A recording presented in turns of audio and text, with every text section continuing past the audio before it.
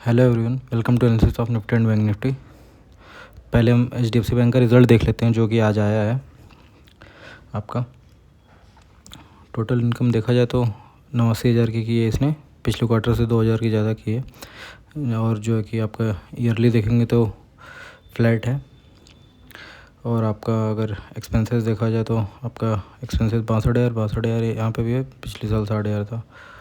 और आपका अगर प्रोविज़न देखा जाए तो आपका जो प्रोविज़न है वो पिछले साल 29,000 था, इस साल 26,000 हो गया, जो कि अच्छी बात है। और पिछले क्वार्टर में 25 था, अभी 26 थोड़ा सा बढ़ा है, बट ईयरली कम हुआ है, ये अच्छा है। प्रॉफिट देख लिया जाए जो कि net profit for the period ये है आपका 17,000, पिछले साल 16,500 था, अभी 17,500, 1,000 का प्रॉफिट बढ़ा है, जो कि अच्छी बात है। क्वार्टरली भी प्रॉफिट बढ़ा है, प्रॉफिट तो बढ़ा है और इसने रेवेन्यू भी अच्छा किया है। अभी आपका एनपीए देख लेते हैं।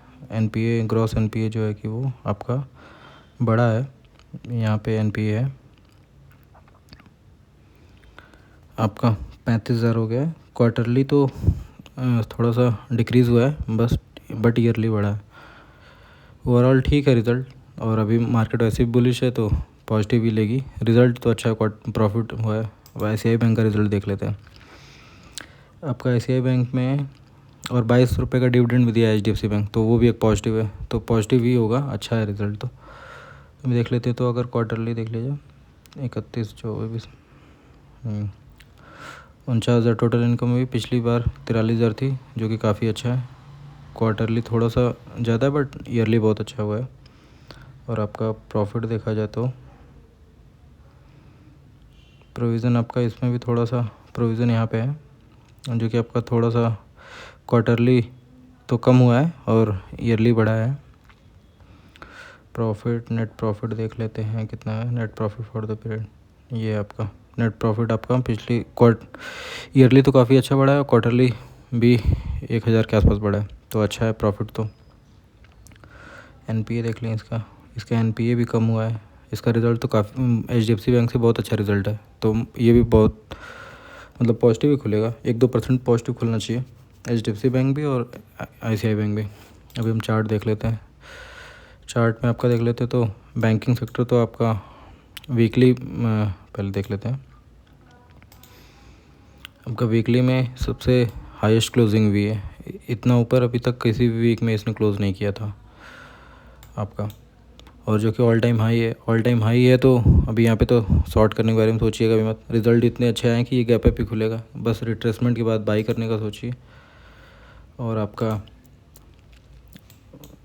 इतना पिछले 7 दिन में सब लोग बेयरिश थे, इसलिए मार्केट 7 दिन में 5,000 पॉइंट का मूव दी है। बैंक निफ्टी स्पेशली दिया है 5,000 पॉइंट का मूव, तो बैंक निफ्टी तो मतलब काफ़ी स्ट्रॉन्ग है और गैप अप ही होगा।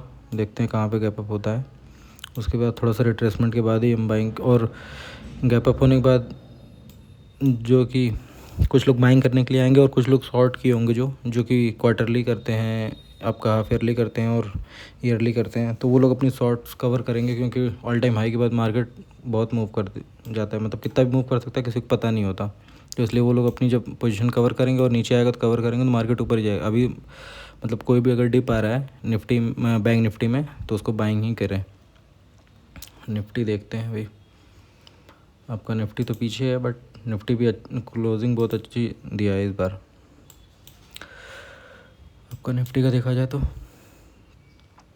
इसने भी 2 वीक में आपका जो निगेटिव न्यूज़ आई थी उस पर किसी बड़े प्लेयर ने अच्छे से बाइंग की है, और आपका लेके आ गया 2,200 पॉइंट ऊपर। और जो है कि आपका यहाँ पे से क्लोजिंग नहीं दे पा रहा था, ये करीब फरवरी से जो क्लोजिंग नहीं दे पा रहा था, वहाँ पे इसने क्लोजिंग दी है, और एकदम स्ट्रॉन्ग कैंडल है वीकली आपकी देखे तो। ये भी बुलिश है और फिर ये भी बुलिश है। मार्केट जहाँ ओपन हुई शायद नीचे गई थी, हाँ थोड़ा सा नीचे गई, क्लोजिंग बहुत स्ट्रॉन्ग है।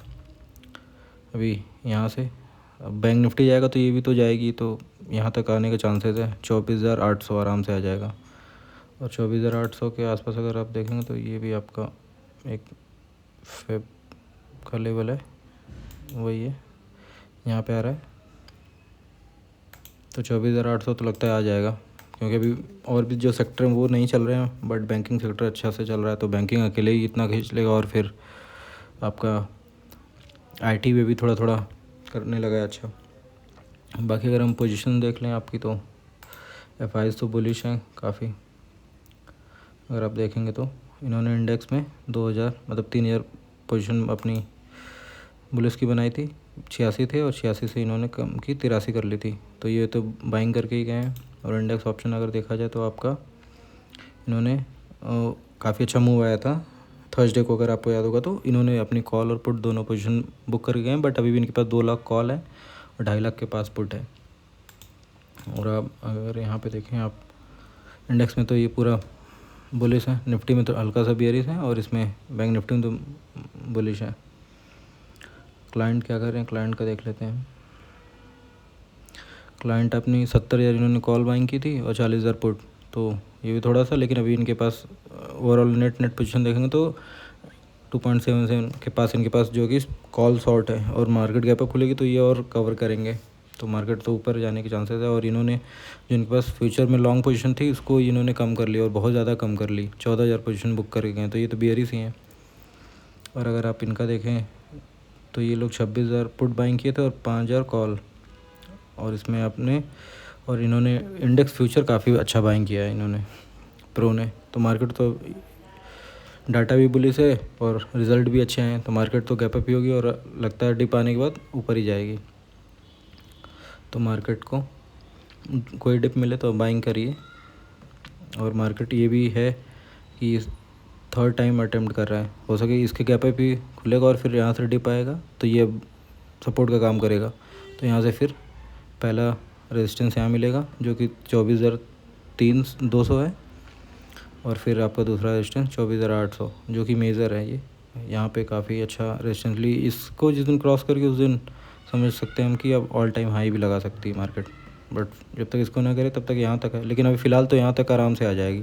जितना बुलिश है सब कुछ, आपका जो भी टैरिफ वगैरह की न्यूज़ थी वो भी धीरे धीरे कूल हो रही है और जो भी नेगेटिव न्यूज़ थी सब हो गया अच्छा। तो मार्केट तो बुलिश है तो बाइंग करें, डायरेक्टली जहाँ खुले वहाँ नहीं, और डिप आने दे थोड़ा 100-150 पॉइंट और बुलिश कोई कैंडल बनाए तब बाइंग करें। जैसे इंगल्फिंग कोई बनाए या फिर आपका हैमर बनाए तो आप बाइंग कर सकते हैं।